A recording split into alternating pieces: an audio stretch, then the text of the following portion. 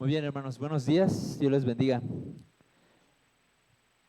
Vamos a empezar con nuestra predicación. Agradezco por la oración que han hecho ya por esta predicación y lo ponemos en manos de Dios. Esperamos, y bueno, yo espero, Señor, y espero en ustedes, hermanitos, que podamos ser edificados con esta palabra que se me ha sido revelada. Curiosamente, otra vez se me encomendó hablar sobre la servidumbre. La última vez que hablamos sobre la servidumbre, pues estuvo fuerte el mensaje, ¿no? Porque estábamos aprendiendo sobre el ego. ¿Te acuerdas de lo que era el ego? Era el yo primero, yo después, yo al último. Y ahora vamos a aprender sobre otra perspectiva de la servidumbre. Voy a dar un pequeño contexto. Yo sé que mis hermanos, mi pastor y este Puga hace 2 semanas dio un contexto, pero este contexto lo vamos a ver de una manera en la que podamos entender de una forma acorde a la hermenéutica, qué es lo que Pedro quería de nosotros. Bueno, ahorita van a... Sí. 1, 2, 3, 1, 2, 3, sí. Bien, entonces, hermanos, vamos a entender lo que Pedro quiere de nosotros utilizando la hermenéutica. Lo que nos explicaba el pastor acerca de exégesis y hermenéutica es que son herramientas que nosotros podemos utilizar para poder encontrar lo que quería el autor. En exégesis, cuando se trata de la exégesis es para con su audiencia inmediata, y cuando se trata de hermenéutica es para lo que nosotros podemos aplicar de esa exégesis en nuestro tiempo, en nuestro contexto, acorde a nuestras necesidades. Entonces, ya se nos había comentado que la carta está ambientada en persecución. La persecución la estaba dando este emperador, Nerón, y se nos dice aquí en 1 Pedro 1:6 esto, en lo cual se regocijan grandemente, aunque ahora por un poco de tiempo, si es necesario, sean afligidos con diversas pruebas. Muy bien, hermanos. Nosotros tenemos pues la bendición de que estamos sentaditos, ¿verdad? En sillas, tenemos mesas, tenemos incluso aire acondicionado, tenemos ventiladores. Estos hermanos no tenían nada de eso, hermanos. Tenían que irse a cuevas para poder refugiarse de la persecución de este terrible hombre, un hombre con una maldad increíble. Nos explicaba el pastor que esta persecución se dio más o menos por el año 60, y se dio porque este emperador quería construir más. Para poder construir más tenía que destruir, y provocó un incendio que según los historiadores consumió casi el 50% de la ciudad. Mucha gente murió, y lo que más le dolió al imperio es que los romanos eran sumamente idólatras. Se quemaron muchos templos de sus dioses y eso prendió mucha ira. Lo que hizo Nerón para que no se le hiciera una revolución fue, los cristianos lo hicieron. Y entonces toda esa ira fue en contra de personas que no tenían por qué pagar nada. Más adelante, yo creo que en esta prédica no lo vamos a ver, pero en la segunda sí, lo vamos a dividir en 2 partes. Pero estos hermanos morían de formas terribles. Se aprecia en la imagen, ¿no?, como Nerón mandaba a los cristianos a los coliseos a ser devorados vivos por bestias. Los mandaba a crucificar. La pena de muerte más terrible para un delincuente era la pena de muerte por crucifixión. Y también, ya les había comentado esto en alguna ocasión, los historiadores señalan que Nerón utilizaba a los cristianos como antorchas humanas para alumbrar la ciudad. Imagínate el contexto en el que están, y es bueno que lo volvamos a recordar. Porque, hermanos, nosotros tenemos muchas comodidades. Muchas comodidades. Voy a tratar de ponerte una analogía para que veas qué terrible era eso. Imagínate que nos tuviéramos que reunir en lugares apartados de aquí, donde tuviéramos que estar escondidos para lo que acabamos de hacer ahorita, alabando, pero ahí, a oscuras. Imagínate que un día te dan la noticia de que crees que el hermano Eduardo y a su esposa los capturaron y mañana les dan pena de muerte. Así vivían los cristianos del primer tiempo.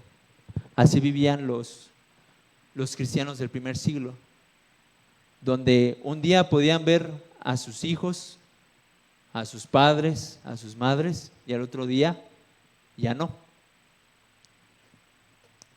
No hay que perder de vista eso. Entonces, ¿para quién está dirigida la carta? Para la dispersión. Pedro, apóstol de Jesucristo, a los expatriados de la dispersión en el Ponto, Galacia, Capadocia, Asia, Bitinia y elegidos. Esos son los lugares que presumiblemente empezó la persecución. Luego, tenemos esto que ya vimos. Lo que hace Pedro primero es darle esperanza a ese pueblo que está siendo perseguido. ¿Cómo les va a dar esperanza? Recordándoles la gracia de Cristo. Bendito sea el Dios y Padre de nuestro Señor Jesucristo, quien según su gran misericordia nos ha hecho nacer de nuevo una esperanza viva mediante la resurrección de Jesucristo de entre los muertos. Entonces imagínate que el hermano está en suma tribulación, y Pedro, aunque les va a llamar la atención más adelante, hace lo más correcto, porque es primero animarlos, porque están tristes, están desanimados, están descontentos. ¿Por qué? Por todo lo de la persecución. Y entonces, lo que hace Pedro es, acuérdate de que nuestro Señor Jesucristo, y en su gran misericordia, ¿qué te hizo tener? Una esperanza viva.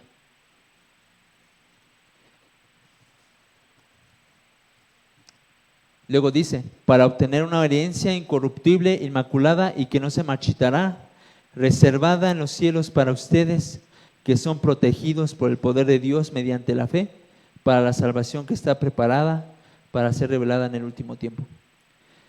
Entonces, primero Pedro lo que está haciendo es animar al hermano.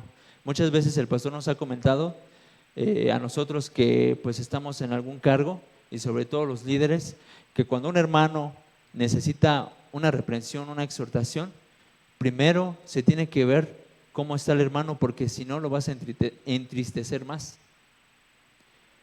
Lamentablemente, y a lo mejor te pensarás, ¿por qué los hermanos de la dispersión que estaban siendo perseguidos tenían problemas? Si estaban en un ambiente pues sumamente hostil, difícil, cuando más se tenían que apoyar los unos a los otros. Así de débil es nuestra carne, porque incluso esos hermanos que estaban dando sus vidas por el nombre de Cristo, incluso esos hermanos tenían todavía problemas con su ego.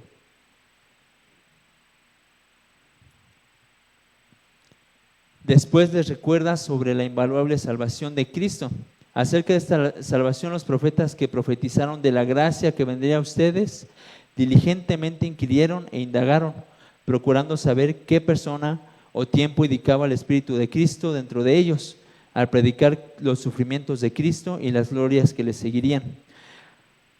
A ellos les fue revelado que no se servían a sí mismos, sino a ustedes en estas cosas que ahora les han sido anunciadas, mediante los que les predicaron el Evangelio por el Espíritu Santo enviado del cielo, cosas a las cuales los ángeles anhelan mirar.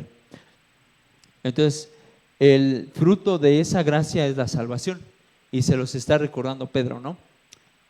Llevamos hasta el momento que Pedro primero está animando al hermano perseguido. Ahora, vamos a ver para qué. Dice, por tanto, ciñan su entendimiento para la acción, sean sobrios en espíritu, pongan su esperanza completamente en la gracia que se les traerá en la revelación de Jesucristo. Ese por tanto es muy importante, hermanos, porque significa, esa es una palabra que se le denomina indicatorio de consecuencia. Lo que está haciendo el hermano es que te dio muchos argumentos atrás. Vimos la gracia y vimos la salvación. ¿Para qué? Para que haya un cambio de actitud en los hermanos. ¿Y qué es lo que quiere? Que se ciñan el entendimiento para que actúen, que sean sobrios en espíritu y que pongan su esperanza completamente en la gracia que se les traerá en la revelación de Jesucristo. ¿Qué más es lo que quiere Pedro? Como hijos obedientes, no se conformen a los deseos que antes tenían en su ignorancia. ¿Qué más quiere Pedro? Sino que así como aquel que los llamó es santo, así también sean ustedes santos en toda su manera de vivir, porque escrito está, sean santos porque yo soy santo. ¿Qué más quiere Pedro? Puesto que en obediencia a la verdad han purificado sus almas para un amor sincero de hermanos, ámense unos a otros entrañablemente de corazón puro. Entonces, hasta aquí tenemos que el hermano está lidiando con ciertos problemas con los hermanos. ¿Qué problemas pudiste ver? Los problemas son este que estamos viendo: ámense unos a otros entrañablemente de corazón puro. Eso significa que había discordia entre los hermanos de la persecución. ¿Qué más dijo? Sean santos porque Dios es santo. ¿Eso qué significa? Estaban lidiando con pecado. Estaban lidiando con su carne. Y vamos a ver este último. No lo vamos a leer todo, hermanos, nada más voy a leer los primeros. Y si invocan como Padre a aquel que imparcialmente juzga según la obra de cada uno, condúzcanse en temor durante el tiempo de su peregrinación. Y más abajo, todos esos versículos se mencionan recordando la preciosa sangre de Cristo que fue derramada por ellos. Entonces, aquí estamos viendo, aquí me falta otro. Por tanto, desechando toda malicia, todo engaño e hipocresías, envidias y toda difamación, deseen como niños recién nacidos la leche pura de la palabra, para que por ella crezcan para salvación. Eso lo vimos con el pastor Jiménez la semana pasada. Entonces, si tú te das cuenta, hermano, lo que está haciendo Pedro es, dije Pablo hace rato, no sé, Pedro. Si digo Pablo, perdónenme, hermanos, me confundo. Pedro lo que quiere hacer es animar al hermano, paso número 1. Paso número 2, cambia tu actitud.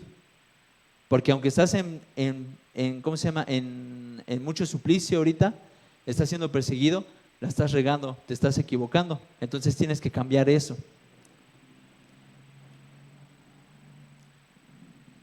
Bien, ahora, fíjense.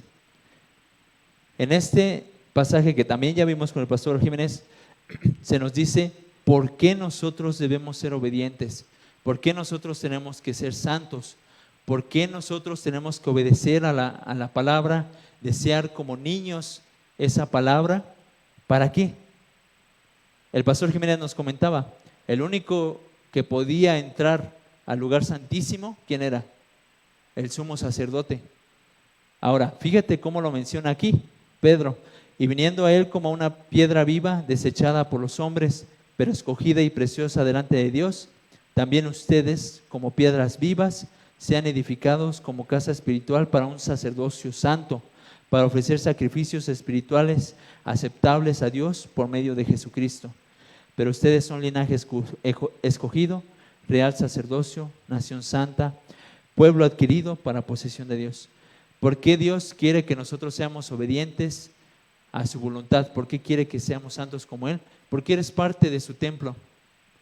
Porque somos piedras, así seas una piedra chiquitita, diminuta, aún así tú eres parte de ese templo santo.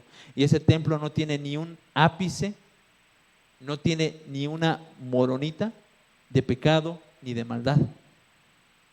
Nosotros somos templo santo de Dios y tenemos que comportarnos como tal. Por eso era importante que Pedro primero te anime a que recuerdes tu salvación y la preciosa sangre que ha sido derramada por esa salvación, y luego te dice que tienes que comportarte acorde a esa salvación, porque tú eres templo santo. Ok. Este es otro de los mandatos que dice Pedro, es a fin de que anuncien las virtudes de aquel que los llamó de las tinieblas a su luz admirable. ¿Esto qué es? El Evangelio, hermanos. Nos está llamando a compartir el Evangelio. Otro, amados, les ruego como extranjeros y peregrinos que se abstengan de las pasiones carnales que combaten contra el alma. Otra vez con la carne. Ya es la segunda vez que lo menciona. Y hemos dicho varias veces, hermanos, que si en la Biblia se menciona 2 veces, es porque ahí tienes que poner el punto. Ahí tienes que ponerle marcatextos, ahí tienes que resaltarlo porque es algo importante. Mantengan entre los gentiles una conducta irreprochable, a fin de que en aquello que los calumnian como malhechores, ellos, por razón de sus buenas obras, al considerarlas, glorifiquen a Dios en el día de la visitación. Y ya, este es el último versículo que vimos la semana pasada, y es muy importante. ¿Por qué? Porque ahora Pedro ya dio como un mandato general. Ahora se va a meter en algo particular. ¿Qué va a ser eso particular? Bueno, la obediencia a las autoridades. Y lo introduce con esta parte que dice: mantengan entre los gentiles una conducta irreprochable. Aquí no tiene sentido que gentiles se entienda como que ustedes sabrán que los judíos, ya lo saben porque ya lo han comentado varias veces, los judíos decían de los gentiles que eran paganos. ¿Por qué? Porque los judíos tenían un linaje que iba hasta Abraham. Entonces están los judíos y están los gentiles. Nosotros somos los gentiles, y a ojos de los judíos, ahorita, hoy en día, nosotros somos condenados, porque no somos hijos de Abraham. En este caso no tiene sentido que nosotros pensemos en estos gentiles que menciona Pedro como los gentiles que no son parte del pueblo judío. ¿Por qué? Porque los de la dispersión no solamente eran judíos, sino que eran cristianos gentiles. Eran cristianos judíos y cristianos gentiles. Entonces aquí lo que menciona Pedro es que nosotros debemos mantener una conducta irreprochable dentro de ¿qué? Del mundo, de los que no creen en Cristo. Ese llamado es para nosotros, no es para los judíos nada más. Y con eso ya entramos a lo que sería la predicación de hoy, que yo le puse como título la sumisión del siervo de Dios. Y esta predicación solamente se va a tratar de estos 2 versículos, porque en estos 2 versículos hay mucho que hablar. Primera de Pedro 2, 13, 14 dice: sométanse por causa del Señor a toda institución humana, ya sea al rey como autoridad, a los gobernadores como enviados por él para castigo de los malhechores y alabanza de los que hacen el bien. Entonces, fíjense en esa palabra que está resaltada. Dice: toda institución humana, toda. Y esto es muy importante, hermanos. ¿Por qué? Y sobre todo para mí, porque yo cuando estaba haciendo esa predicación, siempre que hago predicaciones me cae una pedrada. Porque yo repudio mucho a las instituciones que ahorita nos están gobernando.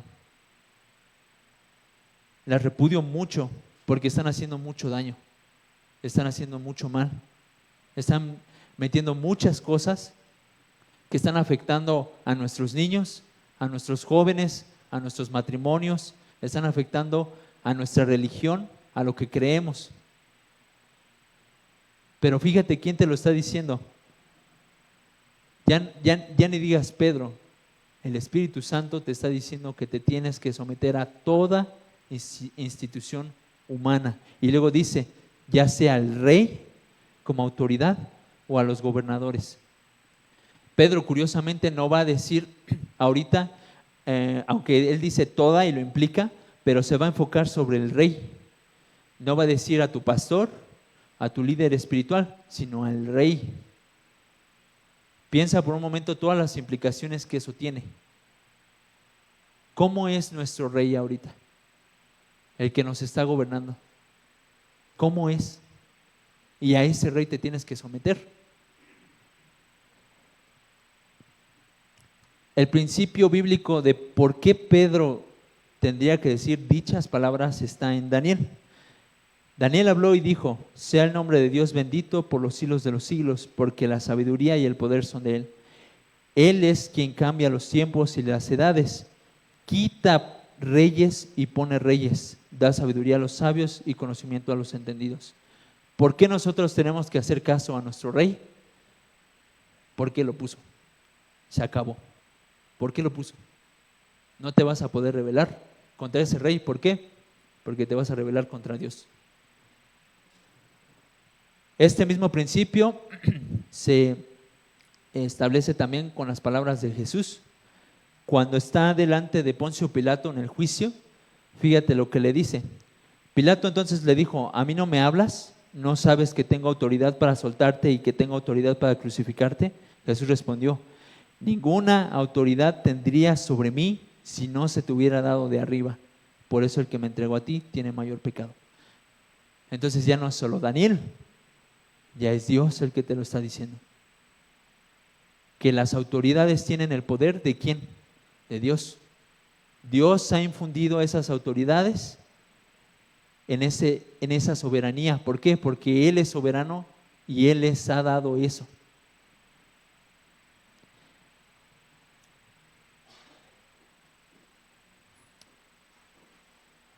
Bien, entonces vamos a revisar esta parte del primer versículo, que es la parte que venía hasta abajo. Dice: como enviados por Él para castigo de los malhechores y alabanza de los que hacen el bien. ¿Enviados por quién? Aquí está hablando del rey. El rey es el que castiga a los malhechores y el que alaba a los que hacen el bien. En el Antiguo Testamento, hermanos, siempre se ha visto esa... Es que no quiero escuchar, no quiero decir palabras raras. Bueno, se las digo y se las explico. Se llama dicotomía. Dicotomía viene de dos, y cotomía, cortar. Cortar en dos. Esa dicotomía entre bien y mal, siempre la hemos visto. Por ejemplo, tenemos a Adán y Eva, que tenían que hacer el bien, y el mal estaba representado por el árbol del fruto prohibido. Tenemos a Abel y Caín. Abel ofreció buenas ofrendas delante de Dios. Caín era un asesino.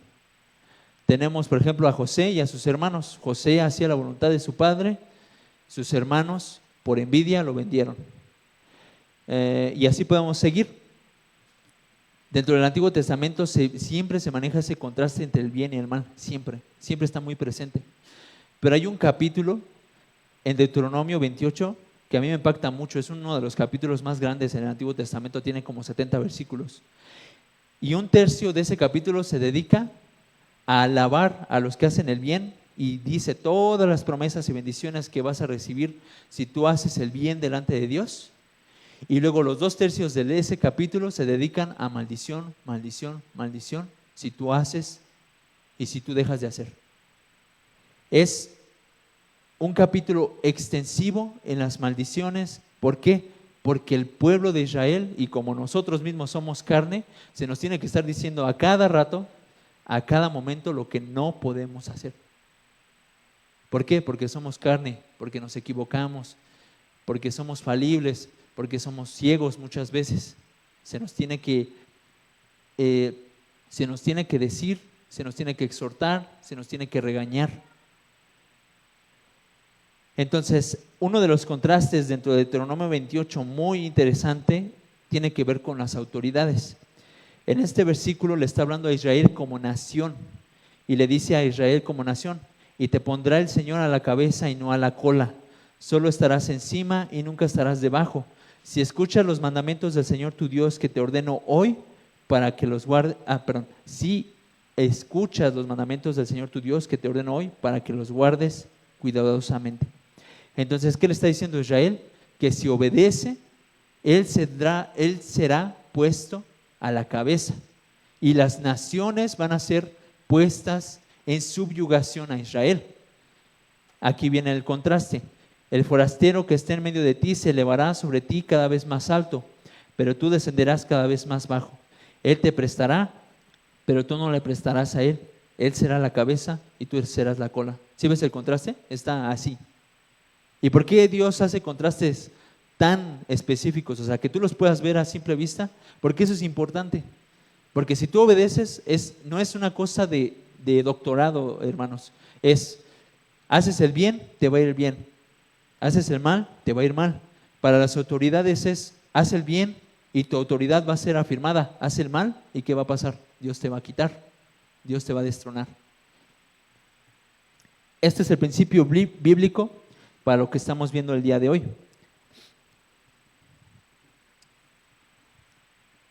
Ahora, el fundamento del poder de las autoridades está aquí. Y esta es la responsabilidad de una autoridad. Este versículo está dentro de un pasaje de una parábola donde Jesucristo le está hablando a sus discípulos y les está advirtiendo que deben de estar pendientes de su venida. Y les dice a los siervos, ay de los siervos que cuando no está su amo, maltrata a su criado. ¿Por qué? Porque el Señor vendrá y le dará la paga por su pecado. Y luego dice esto, que para mí es el fundamento de toda autoridad, el fundamento de la responsabilidad de toda autoridad. A todo el que se le haya dado mucho, mucho se demandará de él. Y el que mucho le han confiado, más le exigirán. Este fundamento no aplica solamente a las autoridades de allá afuera, aplica a las autoridades de aquí. Por eso nosotros tenemos que estar en oración, hermanos, por nuestras autoridades. ¿Por qué? Porque la responsabilidad que se le ha dado en los hombros de esas autoridades es muchísima.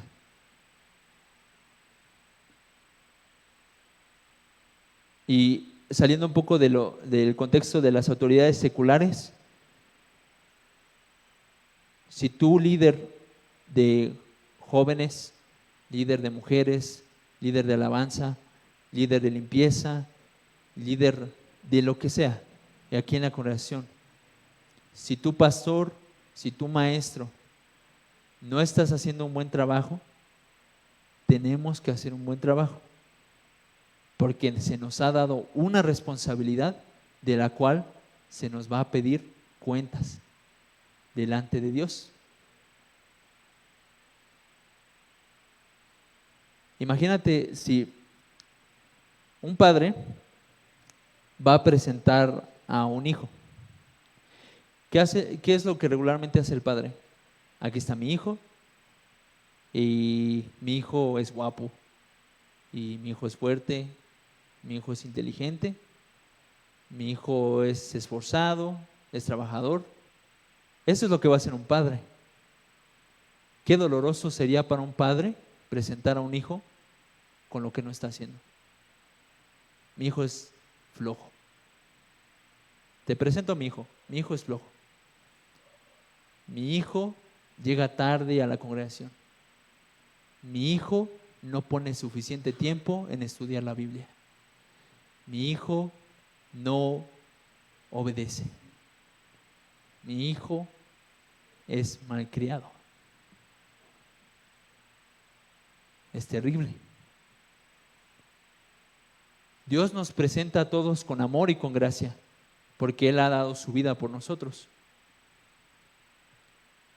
Pero siempre está en nuestro corazón y en nuestra mente que el Espíritu Santo nos recrimina cuando estamos haciendo algo mal. No hay que esperar a que el Padre nos evidencie. Porque si estamos haciendo malas cosas, si te ama, te va a reprender. Y muchas veces, por nuestro ego, ¿cómo crees que nos va a reprender? Si nuestro ego impera, si nuestro ego es el que gobierna nuestras vidas, ¿cómo crees que te va a reprender? Te va a humillar, nos va a humillar. Mejor hay que temer a Dios y ser santo como Él es santo.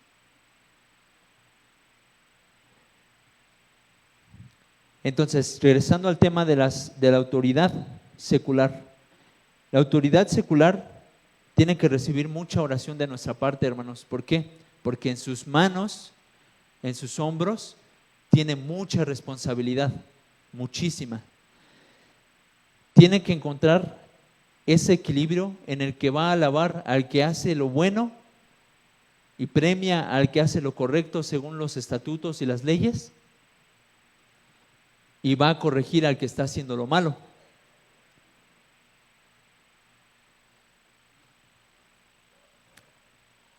Vamos a regresar a este versículo, bueno, a esta parte. Si te recuerdas esta parte de aquí, la estaba diciendo Jesús, ¿no? Hace unos momentos a Pilato y le dice: ninguna autoridad tendría sobre mí si no se te hubiera dado de arriba. Por eso el que me entregó a ti tiene mayor pecado. ¿A quién se estaba refiriendo Jesús con ese de el que me entregó a ti tiene mayor pecado? Si tú piensas, hermano, ¿quién entregó a Jesucristo? Al menos hay 3 entidades que entregaron a Jesucristo: Judas, el Sanedrín y el pueblo.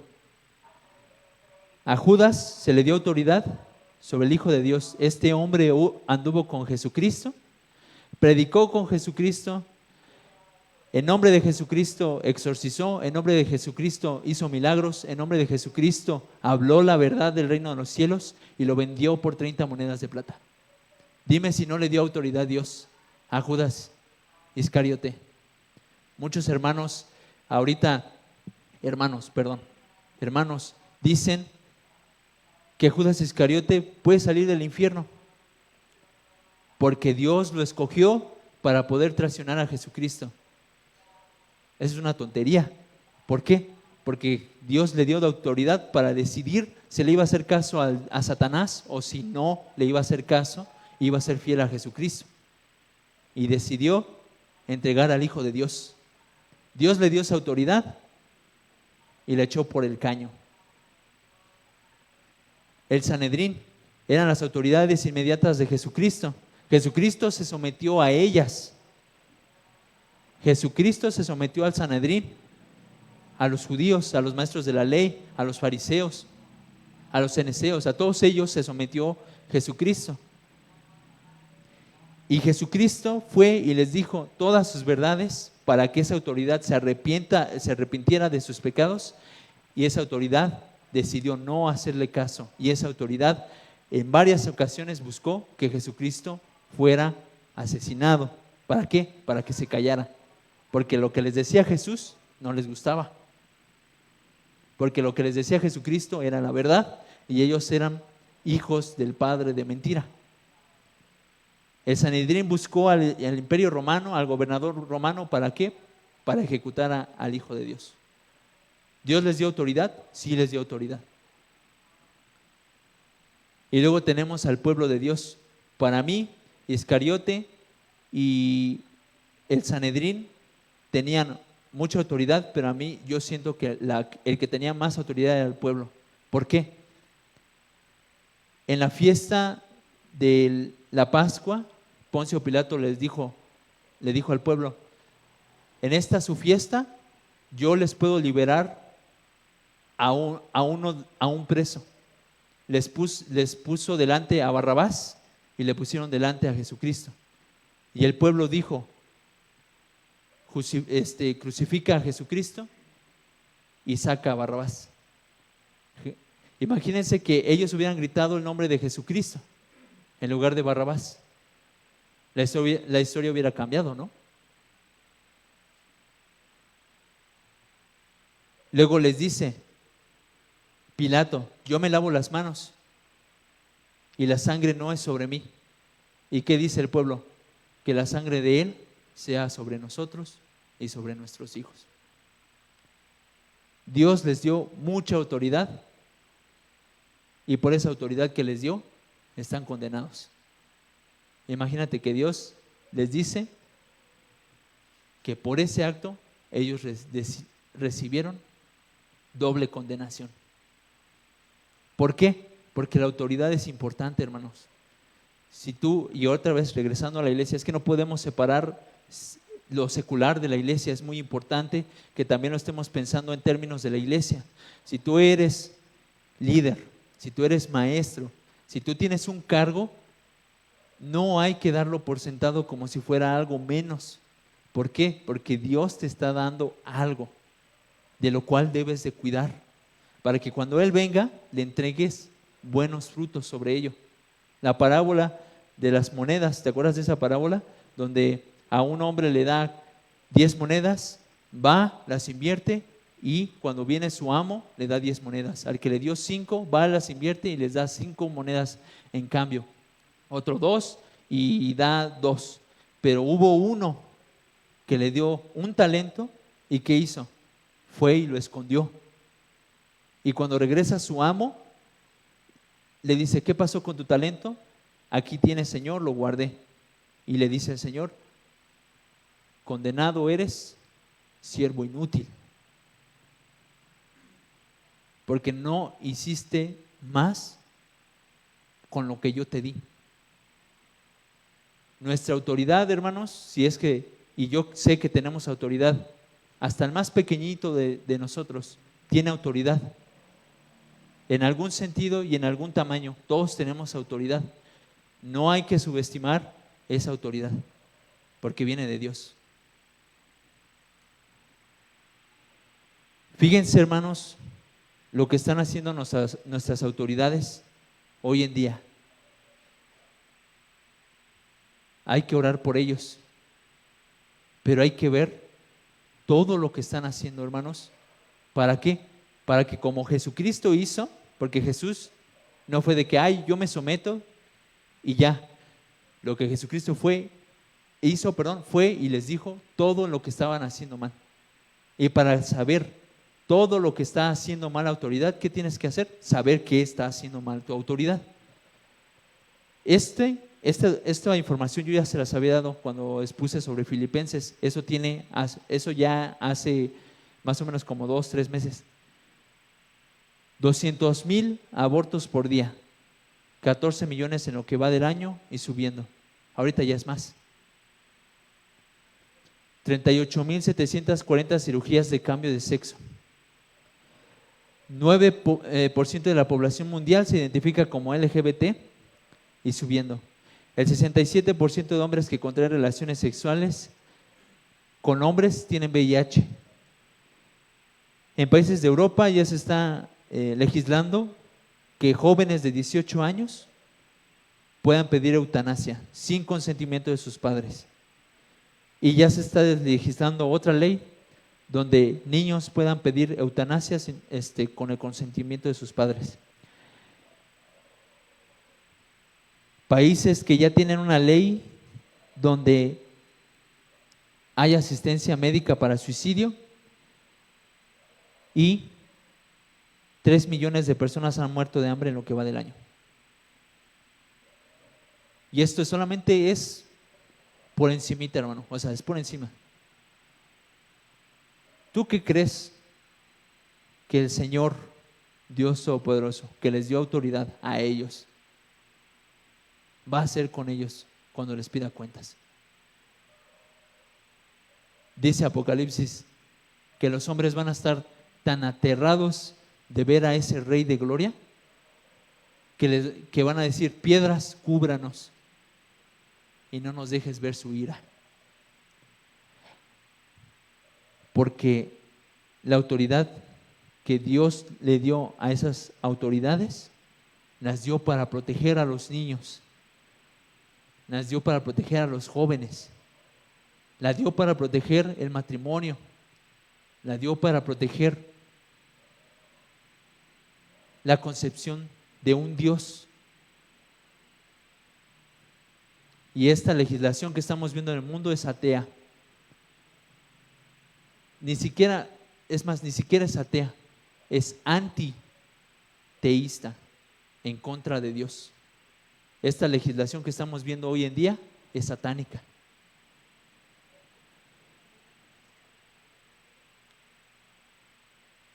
Tenemos que estudiar, hermanos, mucho y preocuparnos mucho por lo que le están enseñando a nuestros niños y a nuestros jóvenes en las escuelas.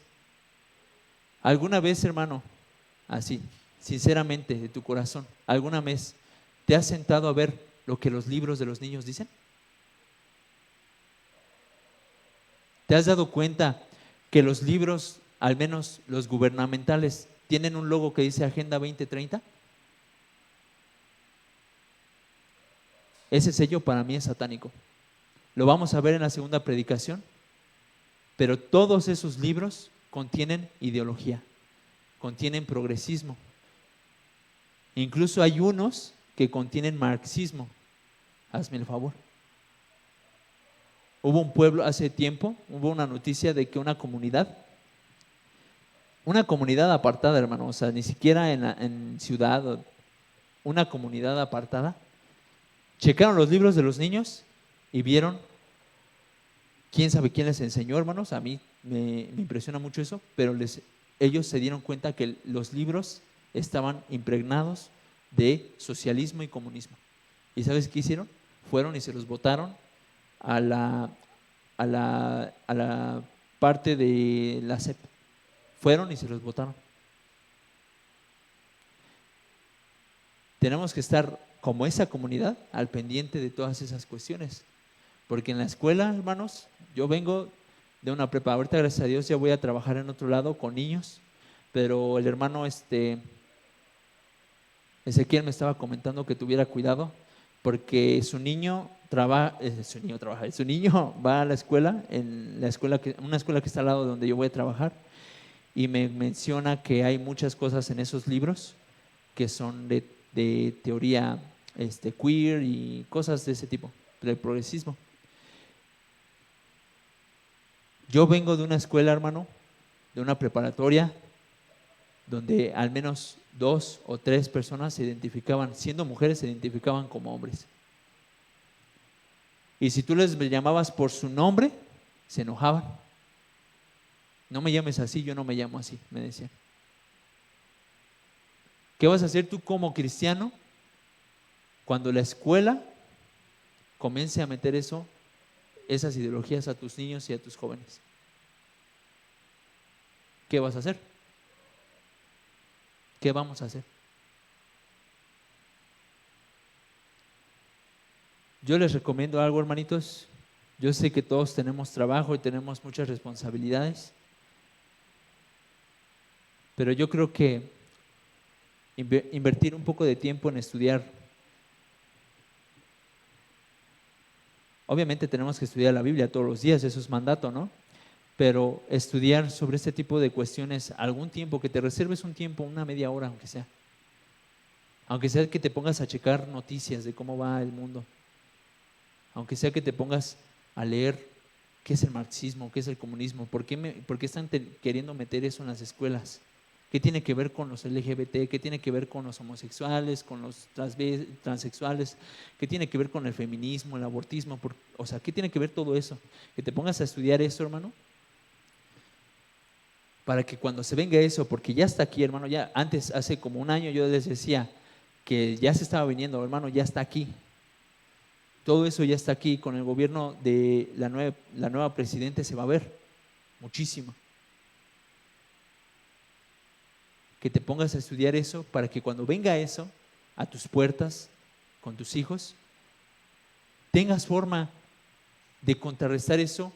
¿Y cómo lo vas a hacer? Pues hablando, hermano, hablando del evangelio, hablando lo que es verdad.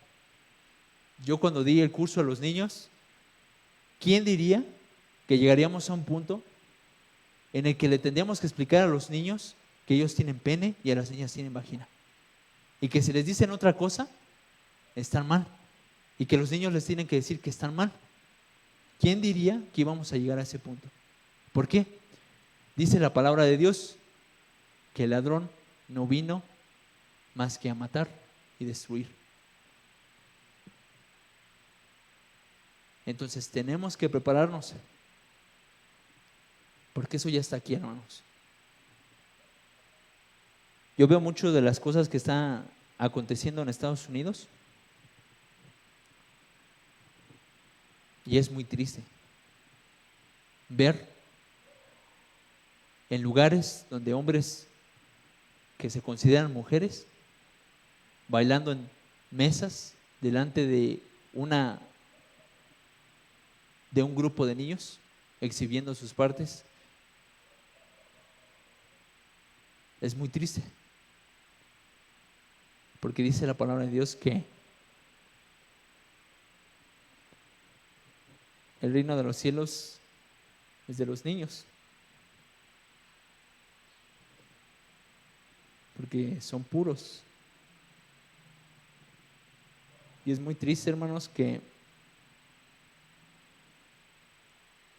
y así es el enemigo, que no tenga ninguna reserva para con esos niños, con esos seres puros. De hecho, ya poniéndose a pensar sobre eso, al demonio le encanta que los niños sean adoctrinados, que los niños sean perseguidos con esas porquerías. Le encanta, porque sabe que a Dios le duele sus niños. Entonces, hermano, si Dios te ha dado un niño, una niña, sé valiente por ellos.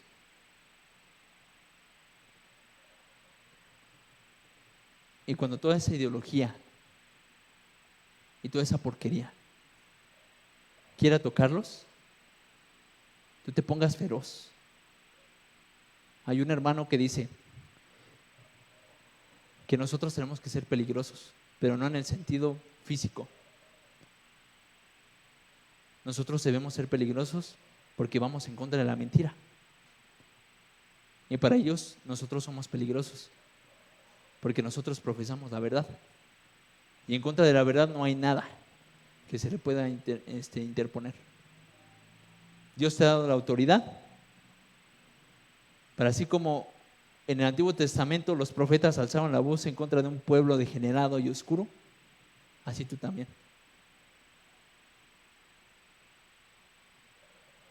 ¿Vamos a dejar que toquen a nuestros niños? ¿Vamos a dejar que toquen a nuestros jóvenes? Entonces, ¿qué tenemos que hacer? Tenemos, hermanos, que luchar mucho. Y yo te recomiendo mucho que empieces formándote en cuestiones. Yo sé que puede llegar a ser difícil porque yo lo intenté y para mí fue difícil. En cuestiones de filosofía, en cuestiones de historia, en cuestiones de leyes, en cuestiones de biología. Porque nosotros tenemos que presentar esa batalla. Lo vamos a ver más adelante. Primera de Pedro 3:15 es el versículo de los apologetas y da testimonio de tu fe a todo aquel que te lo requiera. Entonces, hermanos, vamos a dejar la predicación del día de hoy hasta aquí. Y el siguiente domingo continuamos con la siguiente mitad. Vamos a orar para poner este tiempo y lo que hemos aprendido el día de hoy delante del Señor. Señor, te damos honra y gloria, Padre bendito, porque tú eres bueno con nosotros, Señor, y tu misericordia es para siempre. Tú eres el regente de este mundo, Señor, y tú le has dado autoridad a las personas, a los hombres, para que esos hombres hagan lo que es correcto, Señor. A todas esas personas, Señor, a todas esas autoridades que tú les has dado esa autoridad y esa soberanía, que están haciendo lo malo, Señor, repréndelas, Señor, y ojalá que alcancen a ver tu gloria, Señor, para que se arrepientan de todo lo que han hecho. Te suplicamos, Señor, por nuestros niños, por nuestros jóvenes, por esta congregación y por todas las congregaciones en el mundo que son fieles a ti, para que les ayudes a seguir plantando la cara, Señor, delante de lo que es mentira. Que nos ayudes con esa autoridad que nos has dado, Señor, a poder rebelarnos contra toda hueste de maldad, Señor, porque no estamos contra carne ni contra sangre, sino contra principados y potestades. Te suplicamos, Señor, que nos des esa valentía, esa fuerza, ese coraje, Señor, de no negarte, Señor, de no negar tu nombre y siempre presentar esa defensa de nuestra fe, Señor, la que tú nos has dado y la cual es valiosa. Te suplico por las autoridades de esta congregación, Señor, para que las ayudes a seguir adelante. siempre con la vista bien puesta en ti, Jesucristo. Dales fuerza, santifícalos, Señor, porque nuestros pastores, nuestros líderes, Señor, son atacados por el enemigo. Te suplicamos por ellos, Señor, para que los cuides, porque en ellos has decidido poner, en sus hombros, Señor, has decidido poner la carga de esta congregación. Y ellos necesitan de tu ayuda constantemente, Señor, porque el enemigo no descansa, Señor. Y lo sabemos. Por eso te suplico por ellos y te encomiendo que nos ayudes a seguir en oración, Señor, leyendo tu palabra, santificándonos día a día. Te encomendamos esto en tu nombre santísimo, Cristo Jesús. Amén.